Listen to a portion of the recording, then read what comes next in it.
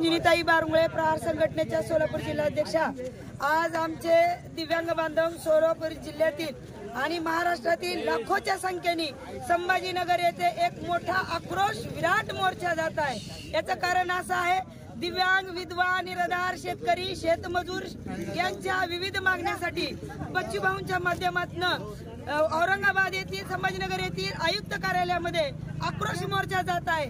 बऱ्याच दिव्यांग बांधवांच्या मागण्या आहेत, विधवा निराधाराच्या मागण्या आहेत, ग्राउंड स्तरावरती दिव्यांगाच्या मागण्या मंजूर केल्या जात नाही। यासाठी एक धान्यवाद, महाराष्ट्रातील धान्यवाद सगळ्या दिव्यांग, विधवा, निराधार आणि शेतकऱ्यासाठी ज्या मागण्या घेऊन आम्ही जात आहोत। आज उद्या मोठ्या संख्येने संभाजीनगर आयुक्त कार्यालयामध्ये आक्रोश मोर्चा, जोपर्यंत आमच्या मागण्या मंजूर होत नाही तोपर्यंत आम्ही बच्चूभाऊंच्या मागे असणार आहे।